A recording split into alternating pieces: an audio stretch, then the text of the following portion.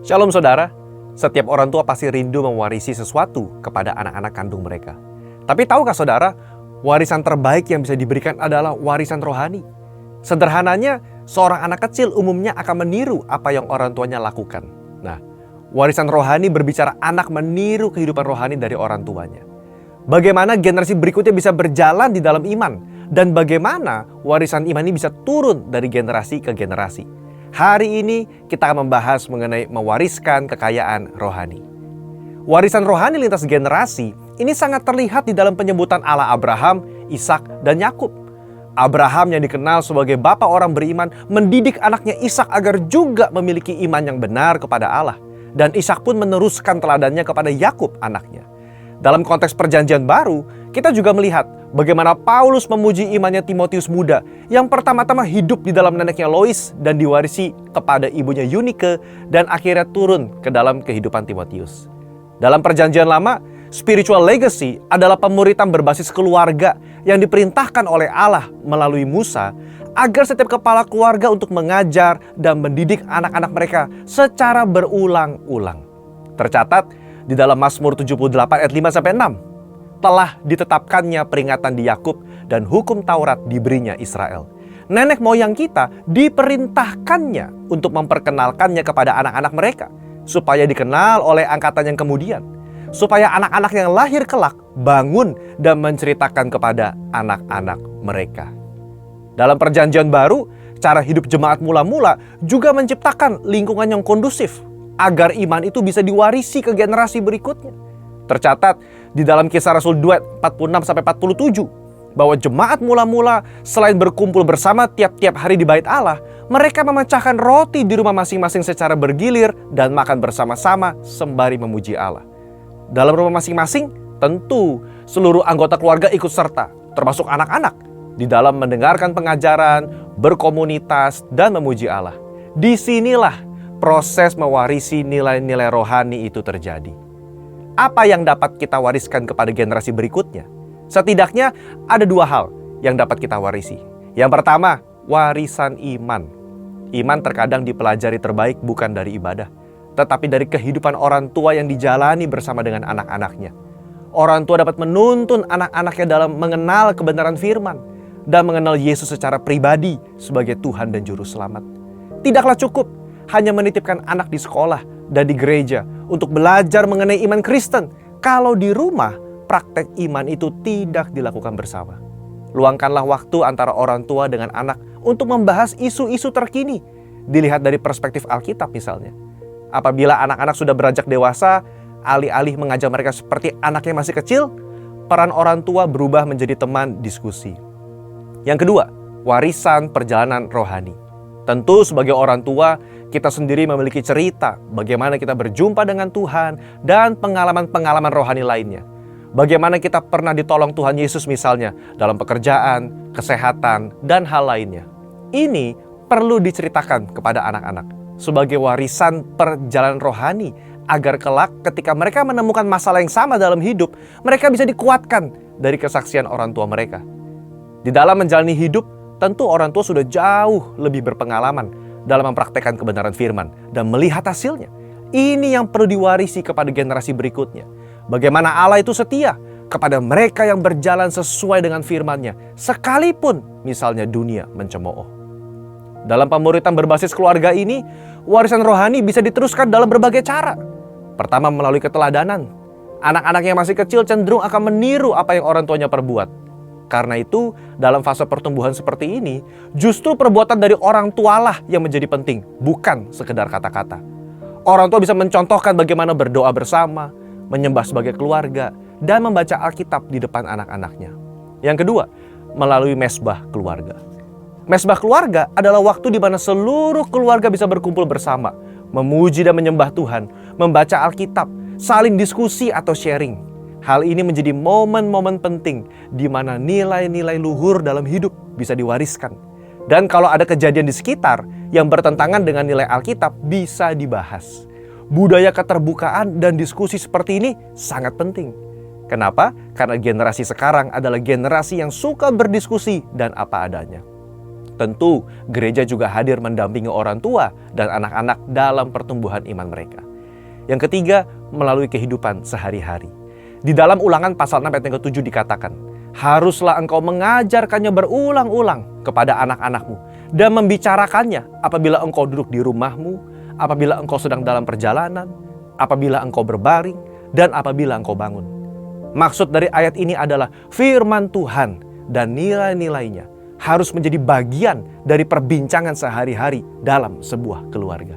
Kesimpulannya, warisan kekayaan rohani adalah hal yang sangat penting dilakukan oleh setiap orang tua, melebihi warisan yang bersifat material. Bila hal ini dilakukan dengan baik, maka setiap anak dalam keluarga akan menerima warisan yang sangat mahal, dan hidup mereka pasti jadi berkat bagi banyak orang. Saudara, untuk penjelasan lebih lengkapnya dari tim teologi kami, silakan buka link yang ada di atas atau scan QR Code yang tersedia. Maranatha, Tuhan Yesus memberkati kita semua.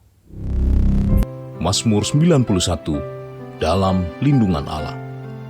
Orang yang duduk dalam lindungan yang maha tinggi dan bermalam dalam naungan yang maha kuasa akan berkata kepada Tuhan, tempat perlindunganku dan kubu pertahananku, Allahku yang kupercayai. Sungguh, dialah yang akan melepaskan engkau dari jerat penangkap burung, dari penyakit sampar yang busuk. Dengan kepaknya ia akan menudungi engkau, di bawah sayapnya engkau akan berlindung. Kesetiaannya ialah perisai dan pagar tembok. Engkau tak usah takut terhadap kedahsyatan malam, terhadap panah yang terbang di waktu siang, terhadap penyakit sampar yang berjalan di dalam gelap, terhadap penyakit menular yang mengamuk di waktu petang. Walau 1.000 orang rebah di sisimu dan 10.000 di sebelah kananmu, tetapi itu tidak akan menimpamu. Engkau hanya menontonnya dengan matamu sendiri dan melihat pembalasan terhadap orang-orang fasik. Sebab Tuhan ialah tempat perlindunganmu, yang maha tinggi telah kau buat tempat perteduhanmu. Malapetaka tidak akan menimpa kamu, dan tulah tidak akan mendekat kepada kemahmu. Sebab malaikat-malaikatnya akan diperintahkannya kepadamu untuk menjaga engkau di segala jalanmu. Mereka akan menatang engkau di atas tangannya, supaya kakimu jangan terantuk kepada batu. Singa dan ular tedung akan kau langkahi. Engkau akan menginjak anak singa dan ular naga. Sungguh hatinya melekat kepadaku, maka aku akan meluputkannya. Aku akan membentenginya, sebab ia mengenal namaku. Bila ia berseru kepadaku, aku akan menjawab. Aku akan menyertai dia dalam kesesakan. Aku akan meluputkannya dan memuliakannya. Dengan panjang umur akan kukenyangkan dia, dan akan kuperlihatkan kepadanya keselamatan daripadaku.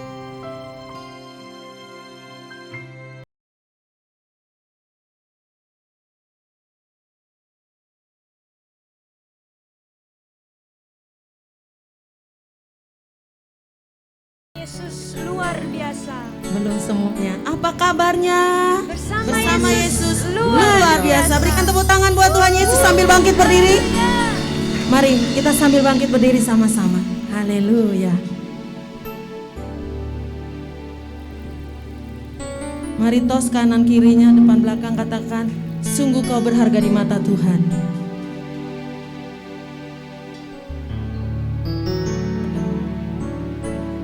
Amin. Yes, puji nama Tuhan. Kita akan memperkatakan 5 arti Pentakosta ketiga. Apa yang dimaksud dengan Pentakosta ketiga? 1. Pentakosta ketiga adalah pencurahan Roh Kudus yang dahsyat di zaman ini, melebihi yang terjadi di Asus Astrid. 2. Pentakosta ketiga akan mengakibatkan penuaian jiwa yang terbesar dan yang terakhir sebelum Tuhan Yesus datang kembali. 3. Pentakosta ketiga akan membangkitkan generasi Yeremia, yaitu anak-anak muda yang dipenuhi Roh Kudus, cinta mati-matian kepada Tuhan Yesus, tidak kompromi terhadap dosa, dan akan bergerak untuk memenangkan jiwa. 4. Pentakosta ketiga lahir di Indonesia dan bergerak ke bangsa-bangsa.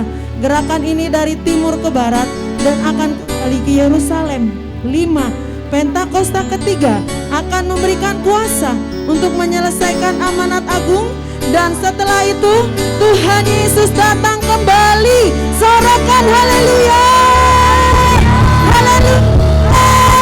Yesus dahsyat. Puji nama Tuhan. Mari silakan duduk kembali Bapak Ibu.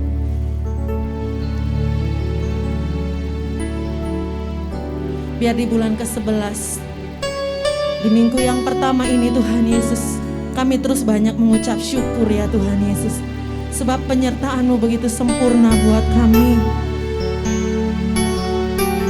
Terima kasih Tuhan Yesus, terima kasih.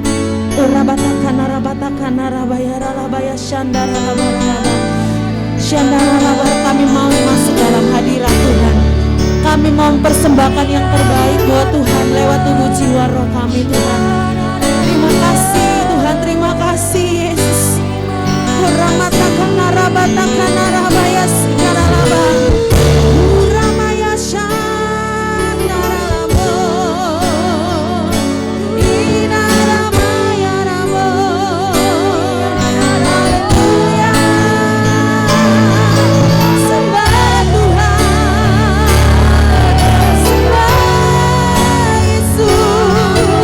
Angkat suaramu, sembah Dia.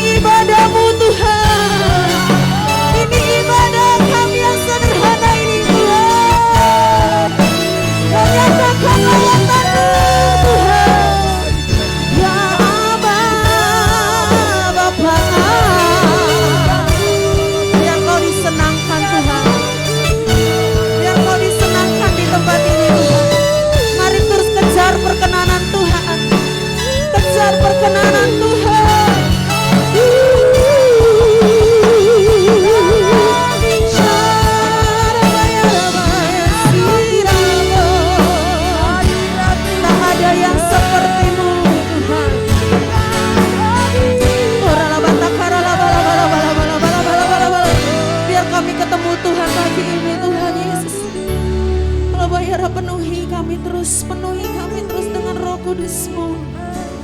Syandara bara bajak hati kami Tuhan. Tahirkan hati kami ya Aba ya Tuhan. Kami hampiri tata kudus-Mu. Batakan bayasi karabaya raba. Ya Tuhan, kami datang ya Tuhan, bukan sekedar beribadah orang tapi Tuhan kami datang hari ini Tuhan. Orang seperti wanita ya Tuhan. Orang yang datang mengurapi-Mu.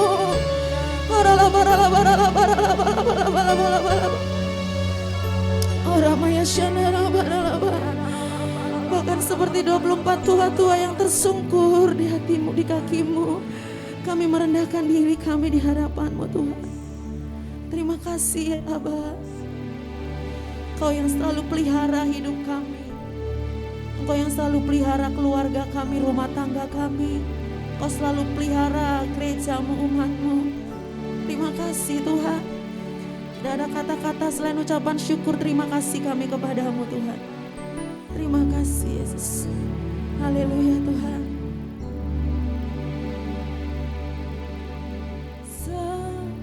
Semusim berlalu, namun Kau selalu peliharaku.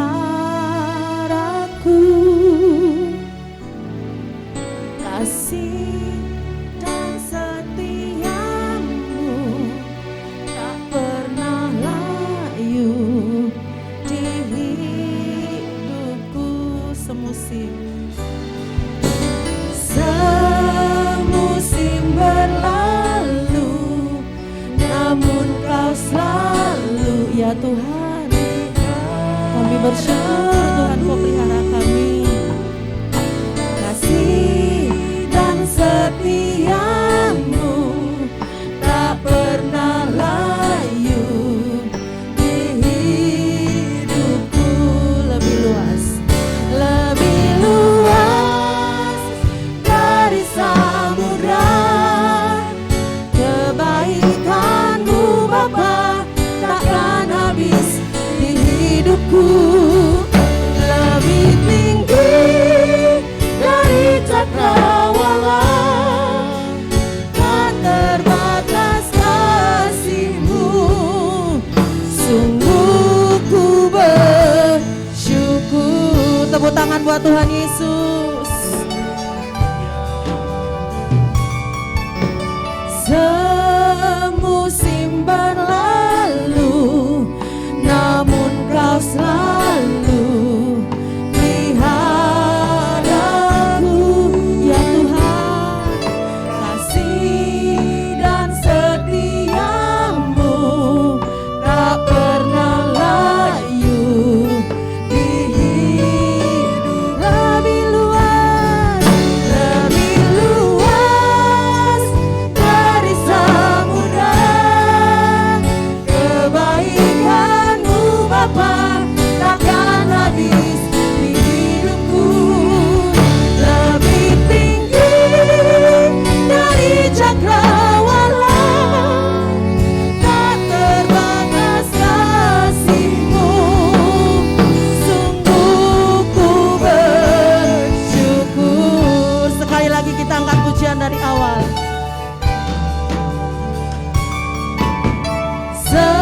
Semusim berlalu. Yuk sama-sama angkat suaramu.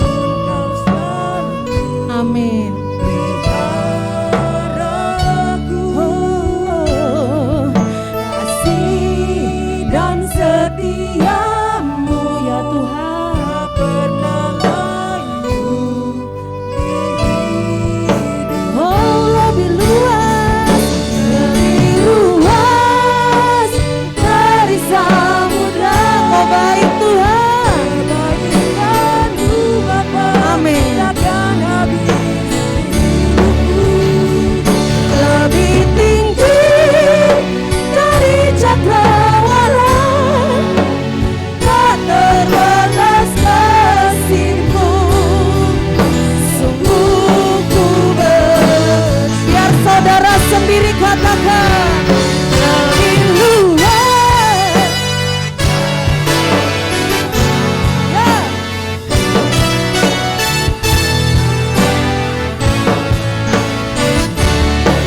Lebih tinggi.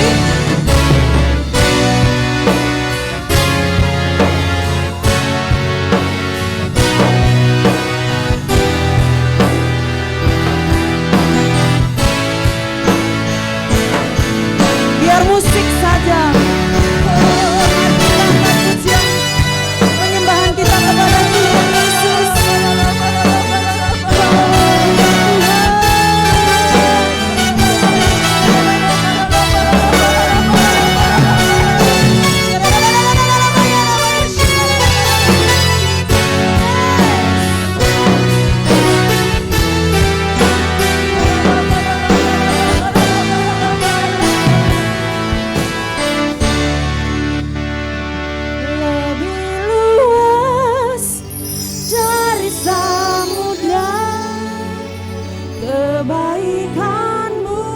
Bapa takkan habis di hidupku, lebih tinggi dari cakrawala, tak terbatas kasih-Mu. Sungguh ku bersyukur, lebih luas dari samudra ya Tuhan. Kebaikan-Mu Bapa takkan habis di hidupku, lebih tinggi dari cakrawala, tak terbatas kasih-Mu. Sungguh ku mari sembah Tuhan.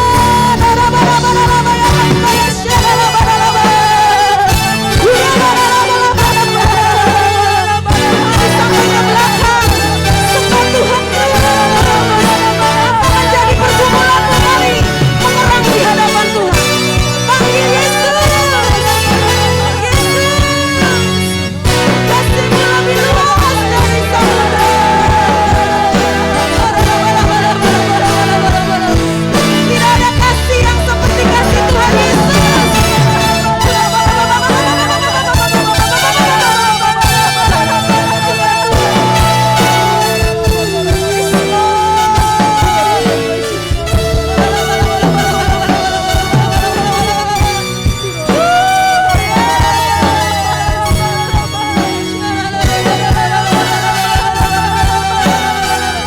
Datanglah Roh Kudus, datanglah Roh Kudus.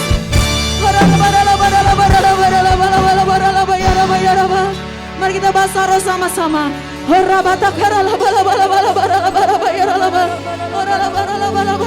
Mungkin engkau yang jarang untuk berbahasa roh, di tempat ini sebebas-bebasnya engkau berbahasa roh. Sebebas-bebasnya, supaya kita kuat, supaya kita mampu menghadapi hari-hari ini.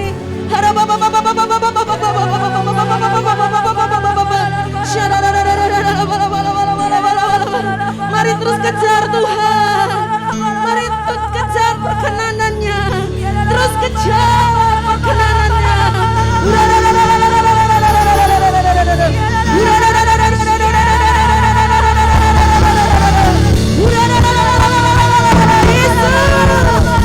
Yesus,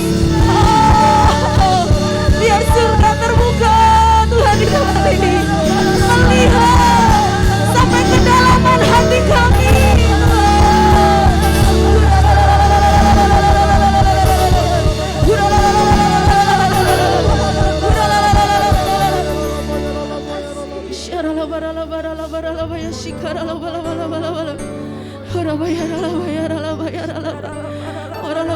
Biar kemuliaan kekudusan-Mu terus ada di ini Tuhan. Layakkan kami Tuhan, sebab kami tahu kalau kami yang kudus. Kuduslah Engkau, maka karena Tuhan Yesus kudus. Karena Allah kudus.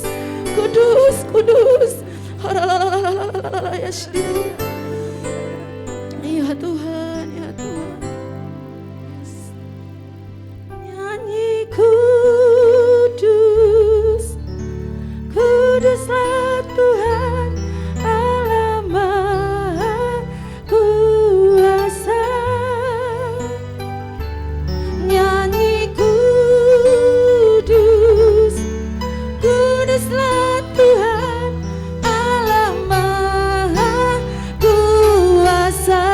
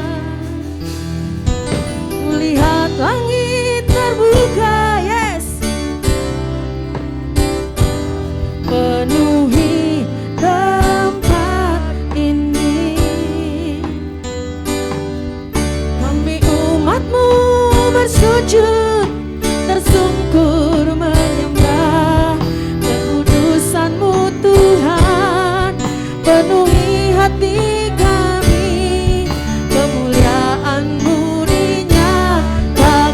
Oh, nyanyi kudus, nyanyi kudus. Mari angkat tanganmu ke surga. Yes. Oh, nyanyi kudus, nyanyi kudus, kuduslah Tuhan Allah Maha Kuasa. Nyanyi kudus, nyanyi kudus, kuduslah Tuhan Allah Maha Kuasa. Nyanyi kudus, kuduslah Tuhan Allah Maha Kuasa. Mari bangkit berdiri sama-sama. Nyanyi kudus, kuduslah Tuhan Allah Maha Kuasa. Nyanyi kudus, kuduslah Tuhan Allah Maha Kuasa. Sekali lagi, nyanyi kudus, yes, kuduslah Tuhan Allah Maha Kuasa. Nyanyi kudus, kuduslah Tuhan Allah Maha Kuasa. Yuk, nyanyi kudus, nyanyi kudus. Kita tepuk tangan yuk. Kuduslah Tuhan Allah Maha Kuasa. Nyanyi kudus, kuduslah Tuhan Allah Maha Kuasa. Allah Maha Kuasa, Allah Maha Kuasa, Allah Maha Kuasa. Haleluya. Sorak-soraknya lebih lagi. Berikan, katakan haleluya. Yesus dahsyat. Haleluya. Terpujilah namamu ya Tuhan. Kami percaya Tuhan Yesus, ketika kami mengangkat tangan kami ke surga dan bersorak, beribu-ribu malaikat di surga juga bersama-sama dengan kami hari ini bersorak-sorai. Karena kami percaya di tempat ini ada lawatan Tuhan, ada kemuliaan Tuhan. Terima kasih Tuhan, dalam nama Yesus kami siap memuji Tuhan. Mari sama-sama kita katakan amin. Haleluya. Haleluya. Kita lompat tinggal kali sambil katakan haleluya. Amin. Amin. Haleluya. 3 kali ya. Siap-siap, lompat tinggi-tinggi, bila perlu plafonnya jebol nggak apa-apa. Haleluya. Lompat tinggi-tinggi sambil katakan haleluya. 3, 4. Haleluya. Haleluya. Haleluya.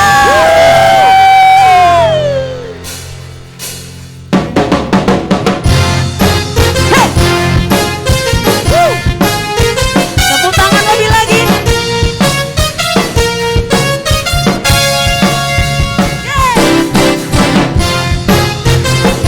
Oh, dahsyat Tuhan.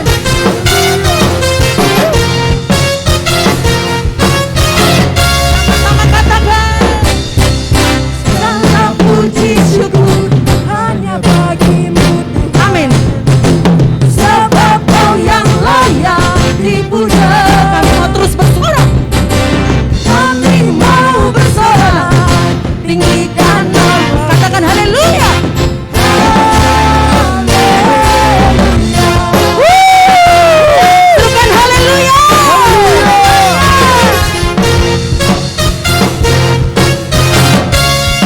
Katakan. Segala puji syukur hanya bagimu Tuhan. Sebab Kau yang layak dipuja. Kami mau terus bersorak Tuhan. Kami mau bersorak.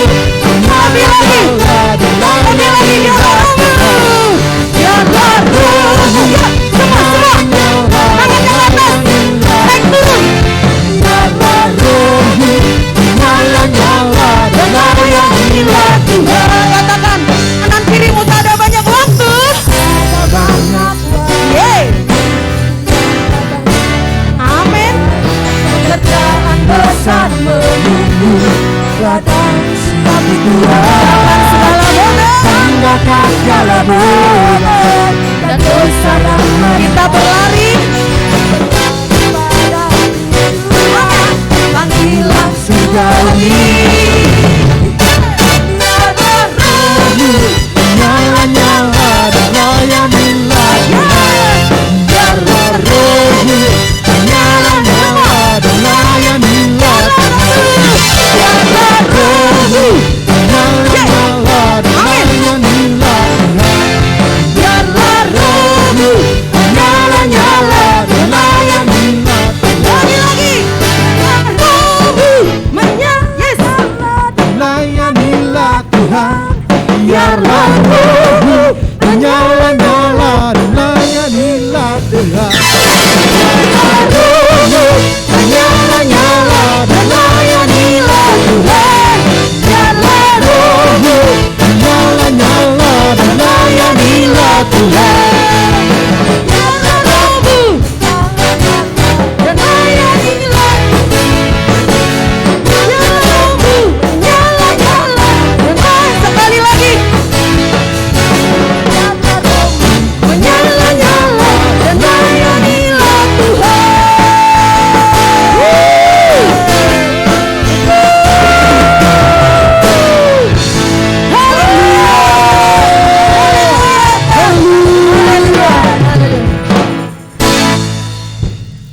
Sebelum kita DNA, mari katakan layani ya Tuhan, layanilah ya Tuhan. Layanilah ya Tuhan. Ya layani Tuhan, amin. Amin. Kita siap mau melayani Tuhan, amin. Kita berkatakan DNA kita. Apa?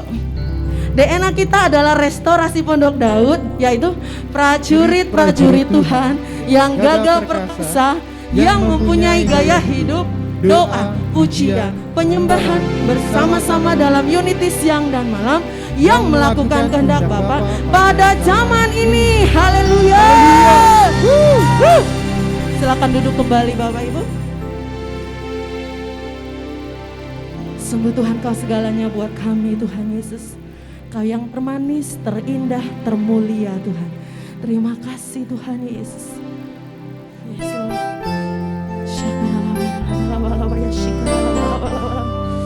Yes, Tuhan.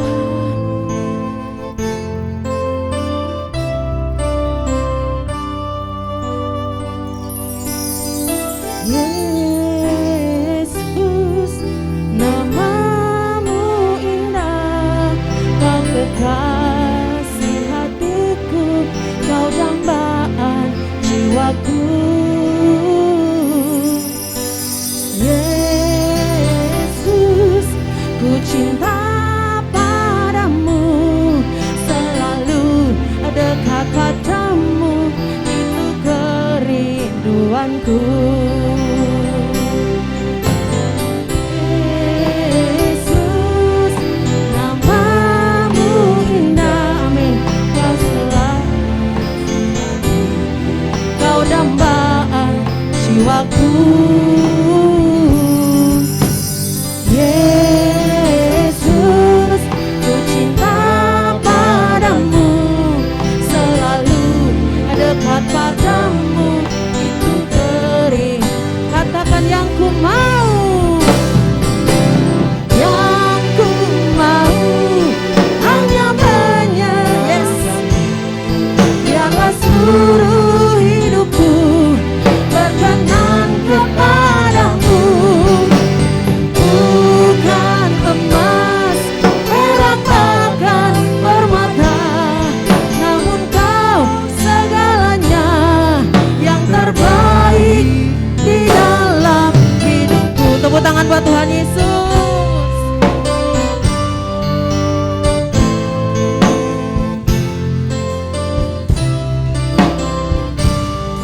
Katakan, Yesus, namamu indah, Kau kekasih hatiku, Kau dambaan jiwaku. Yesus, cinta padamu, selalu dekat padamu, itu kerinduanku. Yang ku mau,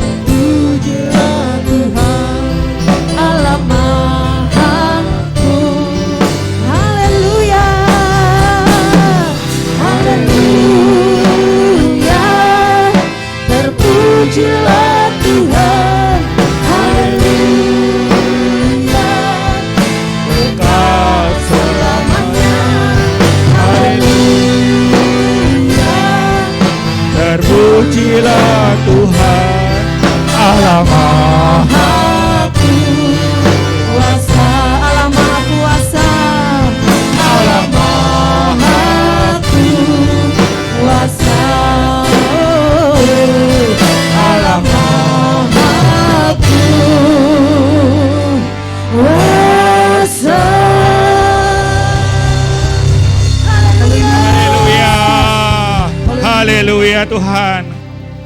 Biarlah ini menjadi kerinduan kami Tuhan. Kami datang untuk menyenangkan hati-Mu ya Tuhan. Terima kasih Tuhan. Kami mau bersyukur untuk hari-hari di mana kami boleh melalui bersama penyertaan Tuhan dalam hidup kami Tuhan. Kalau kami ada untuk beribadah pagi hari ini Tuhan, karena itu kebaikan Tuhan dan kemurahan Tuhan atas hidup kami Tuhan. Kami bersyukur Tuhan untuk hari-hari di mana kami boleh melihat kebaikan-kebaikan Tuhan ada dalam hidup kami Tuhan. Terima kasih Tuhan, terima kasih. Urapi kami semua Tuhan. Kami percaya pada saat kami bersatu hati, kami memuliakan nama-Mu Tuhan. Kau bertahta di atas pujian kami Tuhan. Kau hadir di tengah-tengah kami Tuhan. Kau yang memberikan kemenangan demi kemenangan atas hidup kami Tuhan. Terima kasih Tuhan, terima kasih. Urapi kami semua Tuhan. Berfirman-Lah atas setiap kami Tuhan. Jadikan kami di tanah yang subur di hadapan-Mu Tuhan. Sehingga setiap firman yang ditaburkan boleh berbuah dalam hidup kami Tuhan. Jadikan kami menjadi pelaku-pelaku firman-Mu Tuhan. Dan kami siap Tuhan, urapi kami semua, baik yang menyampaikan maupun yang mendengar kebenaran firman-Mu Tuhan. Agar kami memuliakan nama-Mu Tuhan. Di dalam nama Tuhan Yesus. Mari yang siap katakan amin. Silakan duduk saudara, beri keberkatan Tuhan. Ya, shalom saudara, shalom. Shalom. Ya, saya mau perkenalkan diri dulu. Nama saya Teddy Marjanto. Saya bersama istri namanya Lingling. Dan anak nomor 2 bersama Albert Setiawan. Anak pertama Christian Setiawan, enggak beserta kita, saat ini dia ada aja sendiri. Dan saya dipercaya Tuhan untuk mengembalakan di GPI Perumpung, saudara. Ya, jadi puji Tuhan, saudara, kita itu masih dalam satu seprayon ya. Seprayon 3D itu ada tempat ini, GPI Tiga Raksa. House of Revival ya, di tempat Panataya dan Chandra Bukarolin ya, beberapa kali ke tempat ini, dan Perumpung. Dan saya dipercaya untuk mengembalakan di Perumpung, untuk menggantikan gembala kita sebelumnya, dan kasub kita sebelumnya, Pak Wiguno Wiranto. Mungkin saudara sudah mengenal ya, beberapa kali dia di sini. Dan memang tidak mudah bagi saya saudara, karena pada waktu Pak Wiguno itu dipanggil Tuhan, selesai tugas dia di dalam pelayanan dia itu pada masa-masa pandemi ya. Memang bukan karena pandemi sih, bukan karena COVID ya. Kita tahu pada masa pandemi itu kita semuanya adalah ibadah secara online ya. Dan kira-kira baru 1 tahun kemudian yang lalu baru Rayon 3 menyatakan bahwa kita siap onsite. Dan pada waktu itu juga saya baru ditunjuk, diberi tugas rayon sebagai pelaksana tugas gembala, saudara, pada waktu itu. Dan pada waktu itu saya juga tidak mudah bagi saya, bagaimana saya memulai, karena begitu tiba-tiba kami ditinggalkan gembala ke rayon kita, Pak Wiguno. Saya melihat pada waktu itu persiapan kita mau ibadah onset, kita masuk ke tempat gedung gereja, yang hampir 2 tahun kita tidak pakai ya, itu bocor sana sini. Waduh, saya juga bingung bagaimana saya mau mulai. Tapi puji Tuhan saudara, karena keunitian dari kita semua pengerja kita di Perumpung dan dukungan Pak Sulis ya, kembali tempat ini sebagai kasub rayon juga dia mendukung sepenuhnya. Ya, kita sekarang boleh ibadah. Dan saya mengucapkan banyak terima kasih untuk kepercayaan. Untuk hari ini saya bisa di tengah-tengah saudara untuk kita bersama-sama untuk menyampaikan kebenaran firman Tuhan. Dan ini adalah bersejarah dalam pelayanan saya saudara. Karena ini adalah pertama kali saya itu melayani di luar Perumpung. Kali ini hanya di Tiga Raksa saudara. Memang beberapa waktu yang lalu saya banyak diminta di tempat lain. Tapi selalu saya bilang tahun depan saya belum siap. Karena saya harus mengkoordinasi intern GBI Perumpung gitu ya. Dan ternyata secara tiba-tiba di jadwal yang dikeluarkan dari Seprayon 3D, saya hari ini saya diminta di Tiga Raksa itu, saya baru lihat di pertengahan bulan Oktober kemarin. Jadi saya surprise bagi saya itu mendadak seperti itu loh. Jadi puji Tuhan saudara, ini adalah kali pertama saya melayani di luar GPI Brompong. Terima kasih untuk kepercayaan, untuk kembali tempat ini, Pak Sulistia. Terima kasih untuk Bu Titi, untuk semua pengerja, dan untuk jemaat tempat ini. Inilah awal saya melayani untuk keluar. Dan puji Tuhan kita dipercaya tempat ini. Puji Tuhan saudara. Yuk kita akan sama-sama ya. Kita akan belajar mengenai kebenaran firman Tuhan. Kita ayatnya sama dengan yang di ibadah pertama. Kita akan baca di Lukas 17 ayat 11 sampai dengan 19. Yuk kita akan baca secara bergantian ya. Saya di ayat yang ganjil, saudara di ayat yang genap.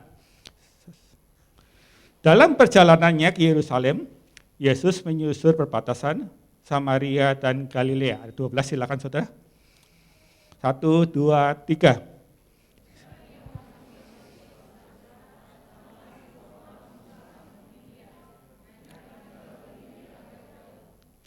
Dan berteriak, Yesus, Guru, kasihanlah kami. Ayat 14, silakan saudara. 1, 2, 3.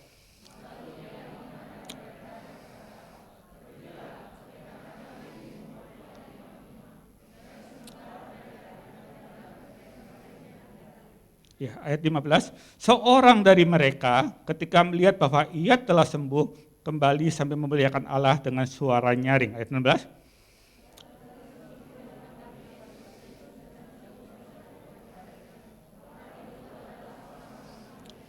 Lalu Yesus berkata, bukankah 10 orang tadi semuanya telah menjadi tahir, di manakah 9 orang itu? Ayat 18.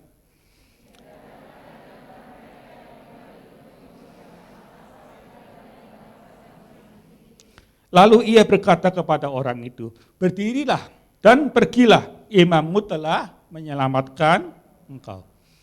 Saudara, kalau di ayat ini tadi di ibadah pertama, tema khotbah kita adalah mengapa mesti kita bersyukur. Saya ulangi, waktu ibadah pertama dari ayat ini, tema khotbah kita adalah mengapa kita mesti bersyukur. Tapi untuk ibadah kedua ini, tema khotbah kita adalah pengenalan kita akan Allah menentukan respon kita kepada Tuhan. Saya ulangi, untuk tema khotbah yang ibadah kedua ini dengan ayat yang sama adalah pengenalan kita akan Allah menentukan respon kita terhadap Allah atau Tuhan kita. Amin saudara. Coba kita perhatikan saudara. Di dalam ayat ini dikatakan bahwa ada 10 orang penderita kusta. Dan mereka berteriak. Di ayat yang ke-13 dikatakan, dan berteriak, Yesus, Guru, kasihanilah kami. Ya. Dan dari 10 orang ini semuanya tahir disembuhkan. Tapi hanya 1 orang yang kembali memuliakan nama Tuhan. Yang lain tidak kembali. Nah, kita akan belajar ya. Apa sih bedanya dari 9 orang yang tidak kembali dan 1 orang yang kembali memuliakan nama Tuhan? Kita melihat. Coba di ayat 13 ini kuncinya. Di sini dia berteriak pertama Yesus. Berarti pada waktu itu mereka berhadapan dengan Yesus yang kita sembah. Yang telah mati di kayu salib. Dia wafat dan di hari ketiga dia bangkit dan dia naik ke surga. Yesus yang kita katakan Yesus sebagai juru selamat. Amin. Yesus yang sama. Yang kedua dikatakan Guru. Guru pada waktu itu dikatakan orang yang memberikan pengajaran yang lebih, tapi hidup dalam kehidupan sehari-hari dalam mereka, dan sebagai manusia biasa. Yang ketiga dikatakan, kasihanilah kami. Nah di sini kuncinya saudara. Biasanya orang minta belas kasih kepada seseorang, orang itu pasti akan tahu persis bahwa orang yang diminta belas kasih itu pasti punya hal-hal yang bisa diberikan untuk mengasihi dia. Amin saudara. Kenapa mereka bisa ngomong, Yesus, Guru, kasihanilah kami. Karena apa? Sesungguhnya mereka itu sudah mendengar atau melihat bahkan bagaimana Tuhan Yesus pada waktu itu ada di tengah-tengah murid-muridnya, dia melakukan perbuatan-perbuatan yang besar. Melakukan mujizat. Misalnya, dia membangkitkan anak-anak muda di Naim misalnya. Terus dia melakukan mujizat pada waktu perjamuan di Kana. Dia merubah air menjadi anggur. Dia menyembuhkan, dia mengusir setan. Dengar tahu bahwa Tuhan Yesus itu yang mereka hadapi itulah orang yang telah melakukan mujizat. Sehingga dia yakin. Dia mau datang kepada Tuhan Yesus, dia bilang, Yesus kasihannya kami, dia berharapan. Ada kasih dalam Yesus itu dalam kehidupan dia. Dan sesungguhnya pada waktu itu Tuhan Yesus tahu nggak bahwa dari 10 orang yang akan dia sembuhkan, hanya 1 yang kembali kepada dia. Tahu saudara, karena dia adalah Allah, betul. Tapi kenapa Tuhan sembuhkan semua? Ini permasalahannya saudara. Kenapa Tuhan sembuhkan semua, bukan cuma yang 1? Karena apa? Tuhan mau semua orang mesti disembuhkan. Amin saudara. Semua orang itu dipulihkan. Semua orang itu diselamatkan, termasuk saudara dan saya. Cuma permasalahannya bagaimana respon kita? Apakah kita menjadi orang yang 9 orang yang tidak kembali ke memuliakan Tuhan, atau menjadi 1 orang yang kembali memuliakan nama Tuhan? Nah, kita belajar hari ini, saudara. Ya. Jadi dalam kisah ini dikatakan dari 10 orang yang tahir dari kusta, hanya 1 orang yang kembali. Kita mulai dari yang 9 orang. Mengapa dia nggak kembali ke memuliakan nama Tuhan? Karena dia melihat Yesus yang dia datang di hadapan dia, yang telah menyembuhkan, dia adalah sebagai figur, sebagai manusia. Tidak ubahnya seperti kita kalau sakit, kita ke dokter, saudara, betul? Ya kan? Kita sakit, kita datang ke dokter, kita diperiksa, kita dikasih obat, kita sembuh. Setelah itu, kita memuliakan dokter nggak? Tidak, selesai masalahnya, betul? Ya kan? Nah, pada saat kita mengalami atau saudara kita atau yang lain penyakit yang sama, baru kita ingat, dulu saya sakit, siapa ya dokter pada menyembuhkan? Datang ke dokter itu, betul? Jadi orang ini memandang, sebenarnya orang ini memandang, itu benar penyembuh, tapi sebagai manusia. Beda dengan 1 orang yang datang kepada Tuhan. Saya sembuh, Yesus yang saya datang, saya muliakan ini, adalah dia melihat, bukan sebagai manusia, tapi dia melihat sebagai Allah yang hidup. Amin saudara. Meskipun dia masih dalam bentuk manusia.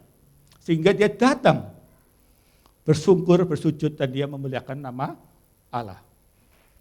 Jadi oleh karena itu saudara, saya percaya kita dalam hari-hari ini, kita telah melihat kebaikan-kebaikan Tuhan. Amin saudara. Saya mau tanya, pernah enggak saudara sakit sampai hari ini tidak disembuhkan Tuhan? Pasti Tuhan sembuhkan, amin. Pernah enggak saudara ini punya permasalahan pergumulan, Tuhan tidak pernah kasih jalan keluar? Tuhan selalu lewatkan permasalahan kita menang atas masalah, amin. Itu Allah kita yang bekerja atas hidup kita, amin saudara. Maka oleh karena itu, hari ini dan seterusnya, kita akan datang beribadah seperti ini, baik dalam saat teduh kita, dalam ibadah kita seperti ini, datang untuk apa? Memuliakan nama Tuhan. Karena kita memandang Yesus itu adalah Tuhan Juru Selamat dalam kehidupan kita. Bukan sebagai manusia, betul. Beda dengan yang 9 orang itu. Sekarang apa bedanya saudara? Dari ayat ini, dari 9 orang dan 1 orang yang kembali memuliakan nama Tuhan. 10 orang itu sama-sama sembuh. Ya sembuh betul. Tapi coba kita akan belajar ya di 1 poin ini ya. Di ayat 19 dikatakan, lalu ia berkata kepada orang itu, berdirilah dan pergilah, imammu telah menyelamatkan engkau. Jadi untuk 1 orang ini yang kembali memuliakan nama Tuhan, dia tidak hanya disembuhkan dari kusta, saudara. Tapi untuk 1 orang ini, dia itu menerima keselamatan. Bukankah saudara dan saya juga sama, saudara? Kita sudah mengalami kebaikan-kebaikan Tuhan, Terus kita kembali kepada Tuhan, memuliakan nama Tuhan, dan kita terima Tuhan Yesus sebagai juru selamat. Saudara dan saya bukan hanya disembuhkan. Saudara saya bukan hanya diberikan jalan keluar, tapi keselamatan itu janji Tuhan dalam hidup kita. Orang yang percaya, orang yang mengasihi Tuhan, dan orang yang menerima Tuhan Yesus sebagai juru selamat. Yang mengerti katakan, amin. Jadi di sini katakan, kalau dalam Alkitab bahasa Indonesia dikatakan di sini Bapak, imammu telah menyelamatkan engkau. Tapi dalam versi bahasa Inggris, di King James Version, itu diterjemahkan gini, imammu membuat kamu utuh.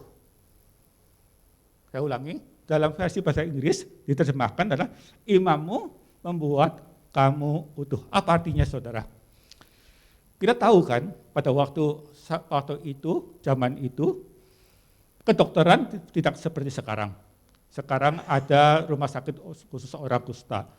Boleh dipastikan orang yang sakit kusta, dia masuk rumah sakit, dia disembuhkan sama dokter. Betul? Tapi pada zaman itu tidak ada saudara. Bahkan pada zaman itu dikatakan, orang sakit kusta itu sepertinya dianggap adalah kutuk. Sehingga orang ini diasingkan, betul. Tidak ada orang yang mau dekat dengan dia, dan dia masuk dalam suatu pengasingan tersendiri, dikatakan orang yang terkutuk. Dan boleh dipastikan saudara, kalau mereka mengasingkan diri, nggak ada yang mengobatin. Lama-lama penyakit kusta itu merokoti tubuhnya.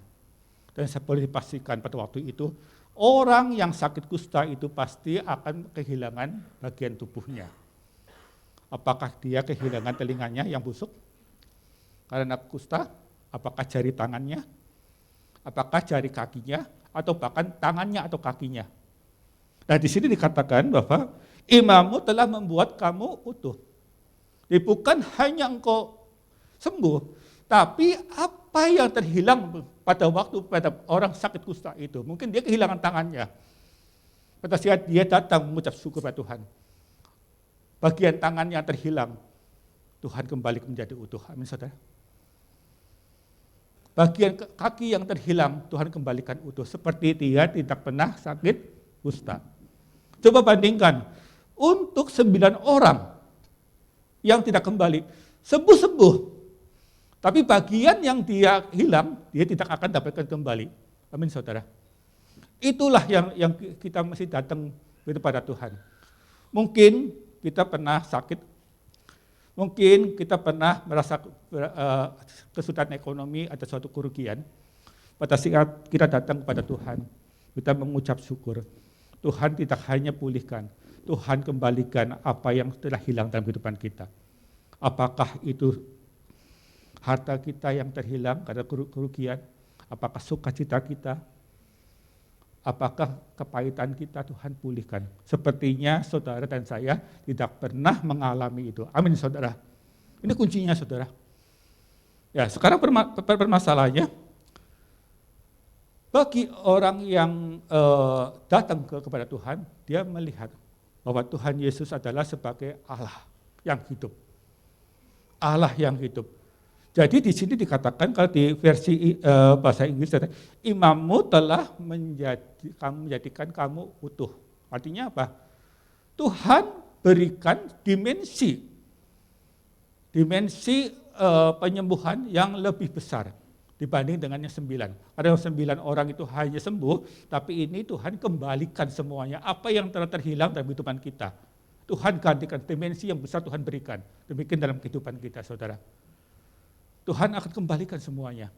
Bahkan Tuhan akan lipat gandakan atas hidup kita. Yang percaya katakan, amin. Kemudian kita akan katakan, apa bedanya sih? Kalau kita datang melihat figur sebagai Allah dibanding dengan kalau kita melihat figur sebagai manusia.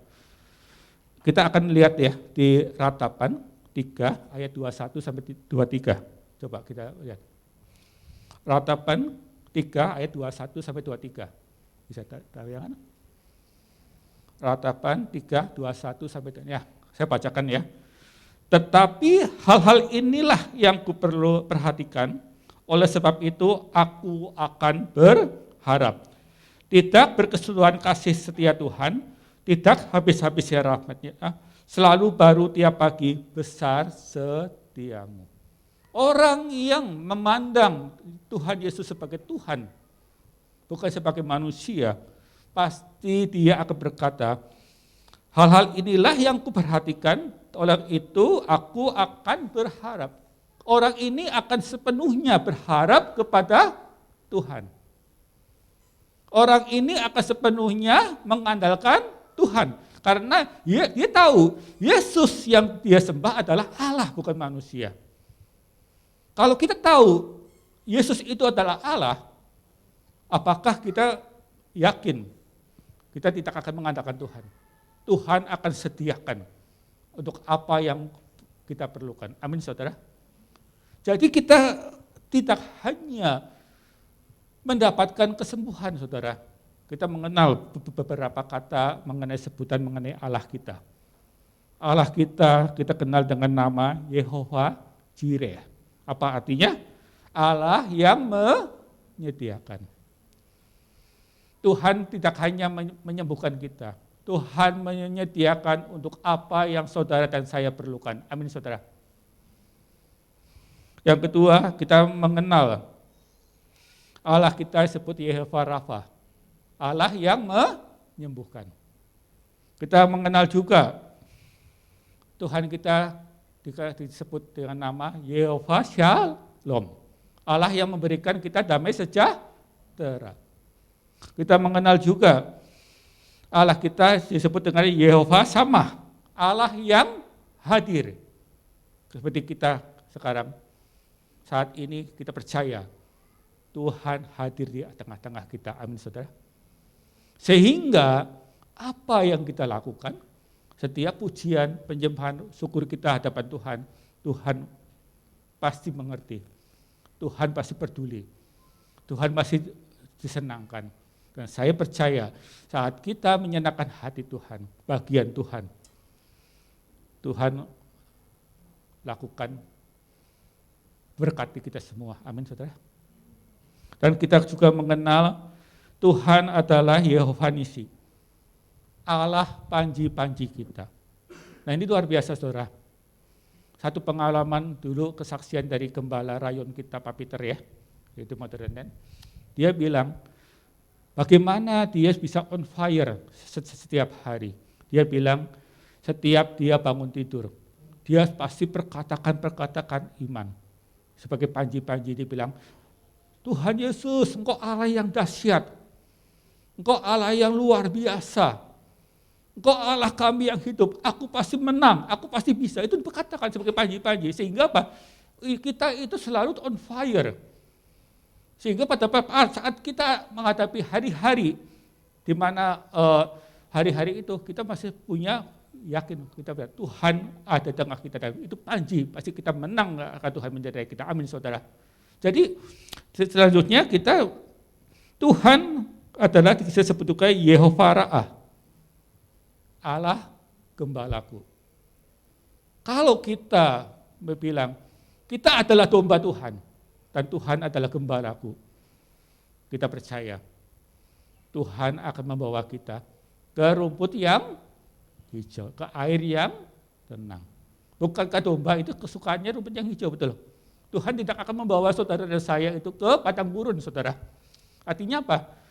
Kesukaan domba, kesukaan kita, Tuhan sediakan dari itu kita. Amin, saudara.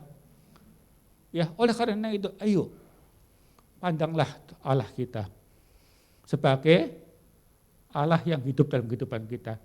Tidak hanya sebagai penyembuh. Kita akan dapatkan dimensi yang lebih besar dari apa yang Tuhan hidupi dalam kehidupan kita. Dia bukan hanya penyembuh, Dia yang menyediakan untuk apa yang kita perlukan, ya kan? Dia sebagai panji-panji kita, Dia sebagai Allah yang memberikan damai sejahtera dalam hidup kita. Dia selalu hadir di tengah-tengah kita, ya kan? Terus dia ada lagi satu, sekitenu adalah Allah kebajikan. Allah kebajikanku, Allah yang senantiasa memberikan kebaikan dalam hidup saudara dan saya.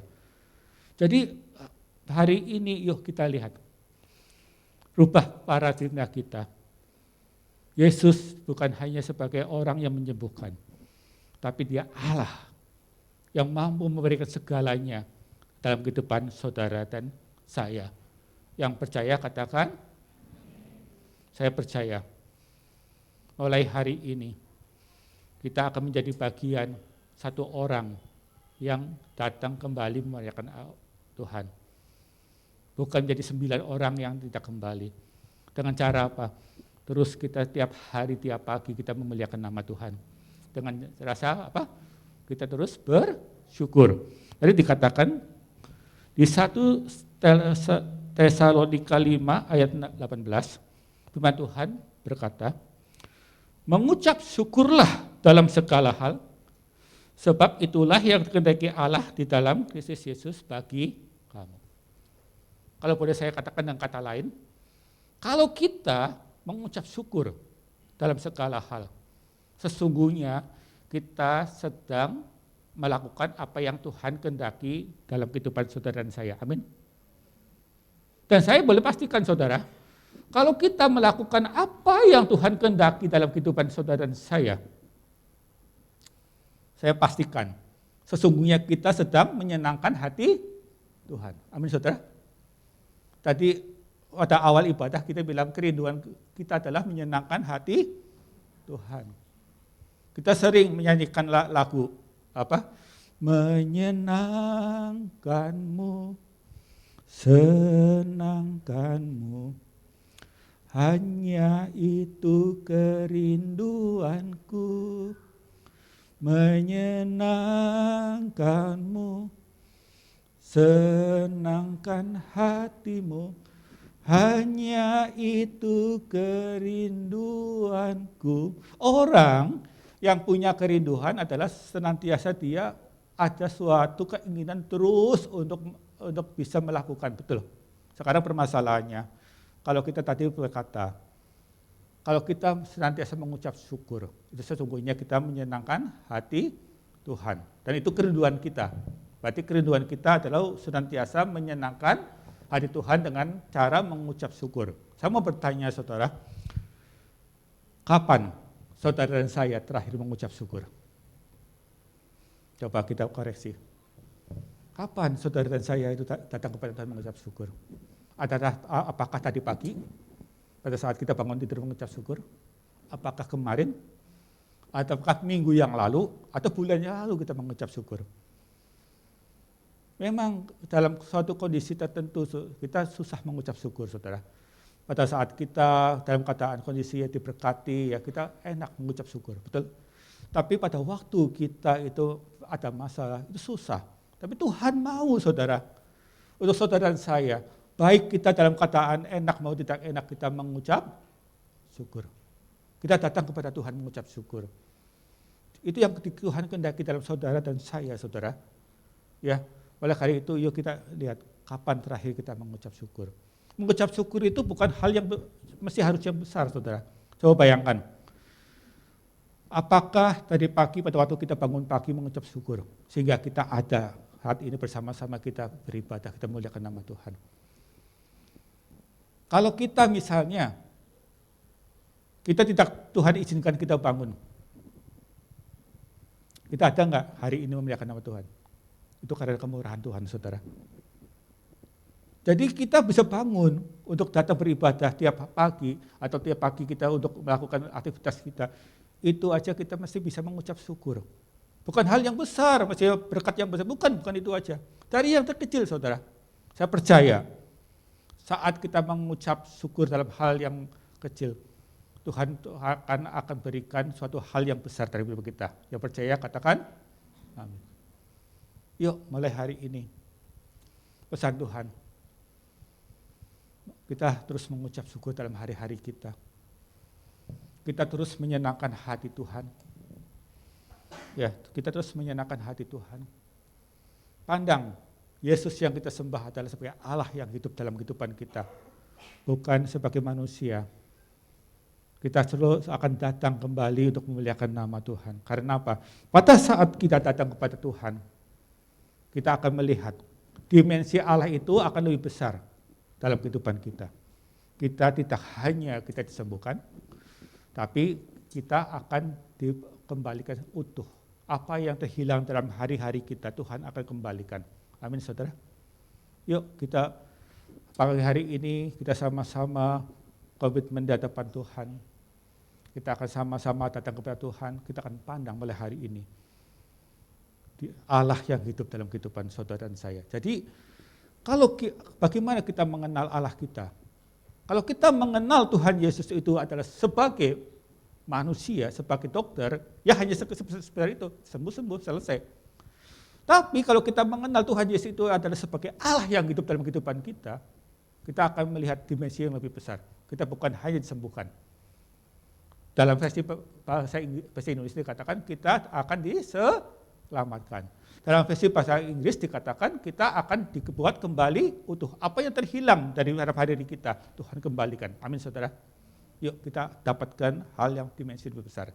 Oleh karena itu selayaknya tadi dikatakan juga kita datang kepada Tuhan mengucap syukur. Yang percaya katakan amin. Yuk saya panggil untuk imam musik dari ke atas, yuk kita akan sama-sama, kita akan berdoa ya. Yuk. Engkau sungguh baik ya. Engkau sungguh baik.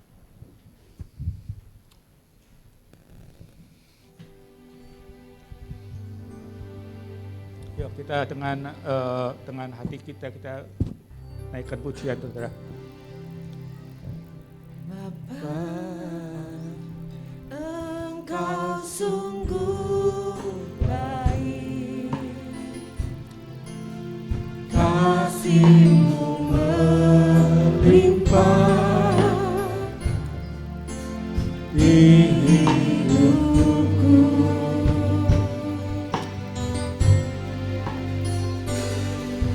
Bapa,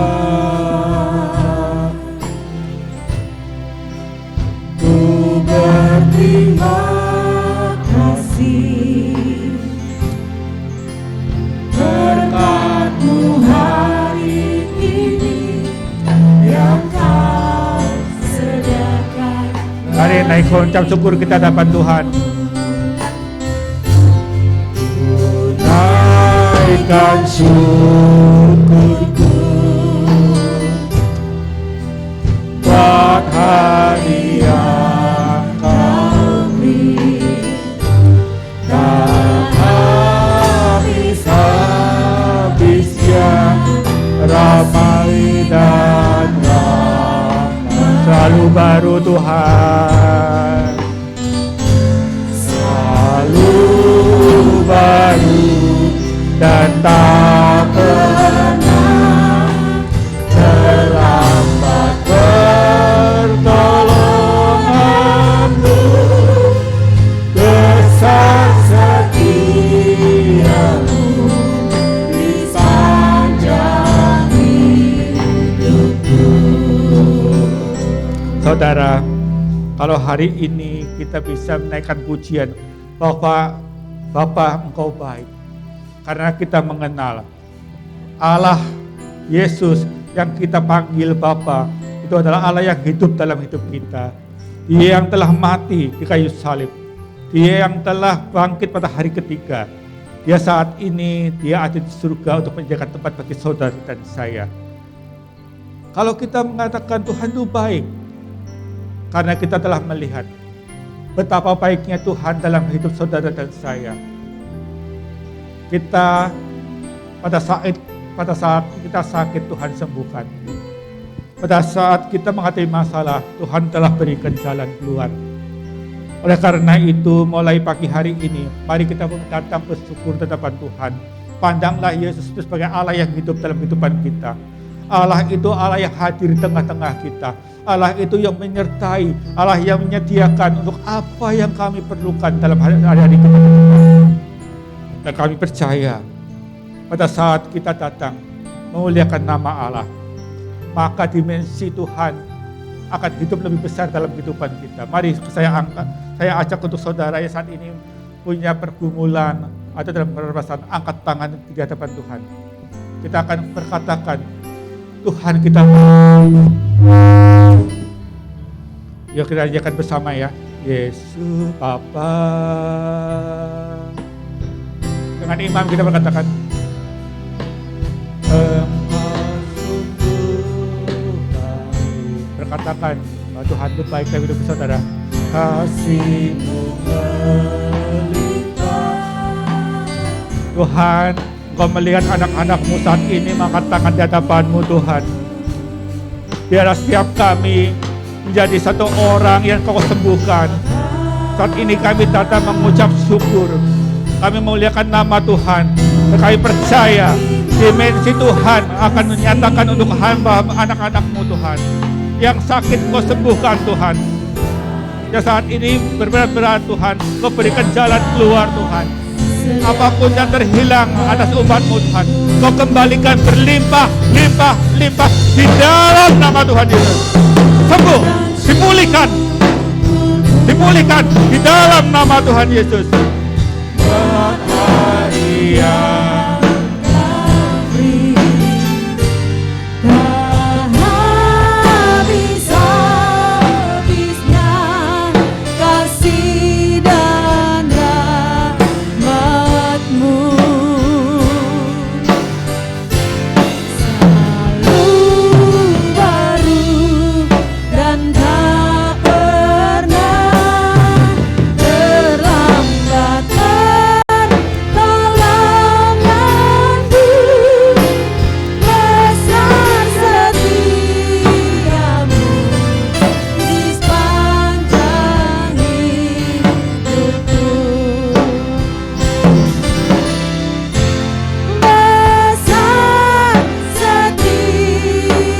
Besar setiamu, besar setiamu. Sekali lagi, besar setiamu, besar setiamu di sepanjang hidupku.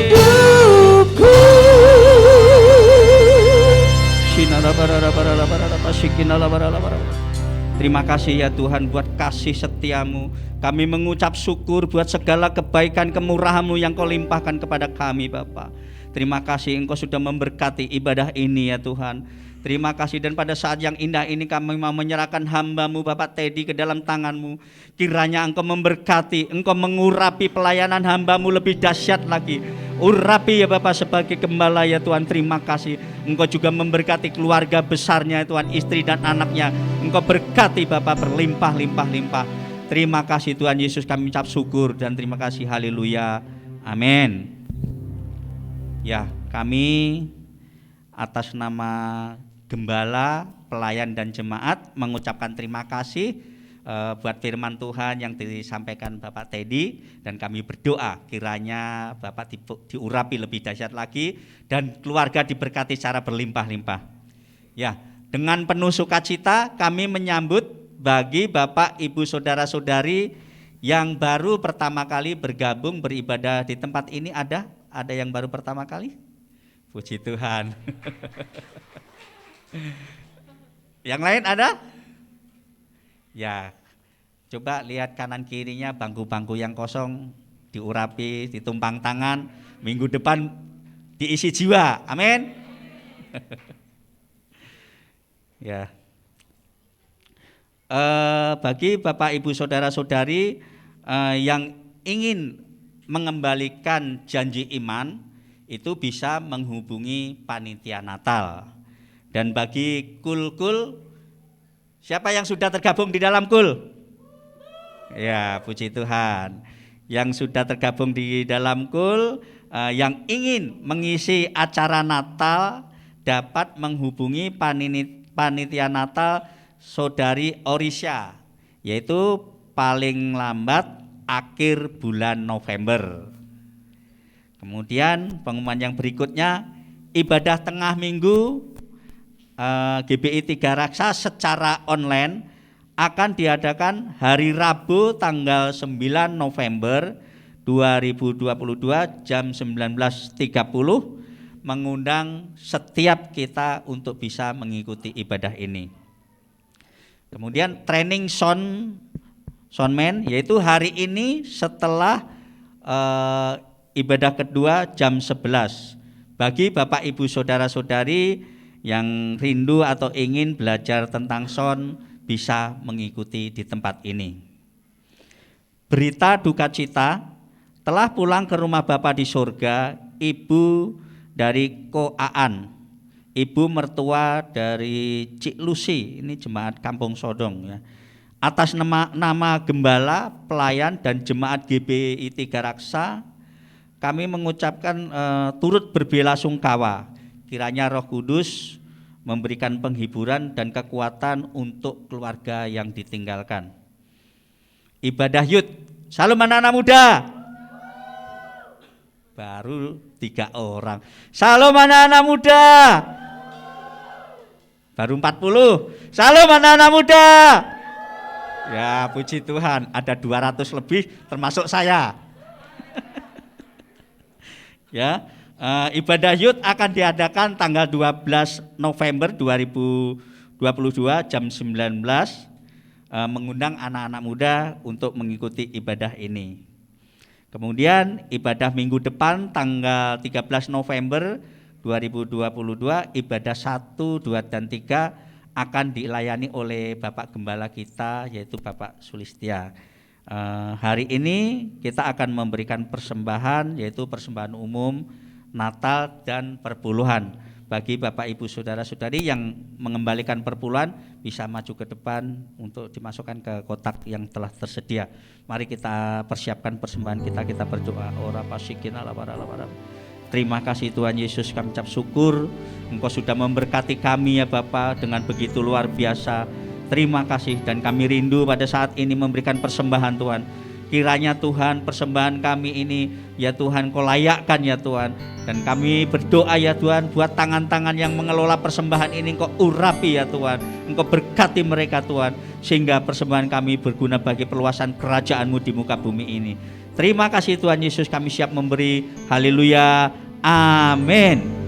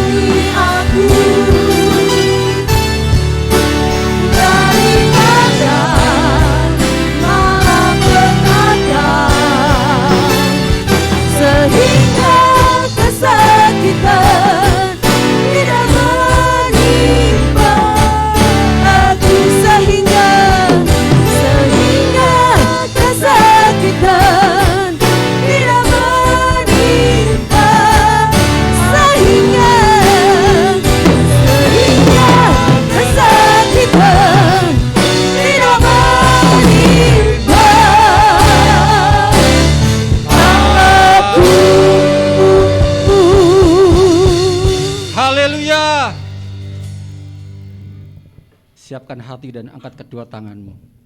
Tuhan memberkati dan melindungi engkau. Tuhan menyinari engkau dengan sinar kemuliaannya dan memberikan kasih karunia. Tuhan menghadapkan wajahnya kepadamu dan memberikan damai sejahtera. Terimalah berkat yang berlimpah-limpah dari kasih Bapa di surga, kasih sayang, kasih setia, kasih karunia Tuhan kita Yesus Kristus, bahkan pertolongan, pelindungan, penyertaan yang manis dari Roh Kudus dari saat ini sampai Maranatha, Yesus datang kedua kali menjemput setiap kita di awan-awan yang penuh dengan kemuliaan. Mari setiap kita diberkati Tuhan, sama-sama katakan amin. Haleluya.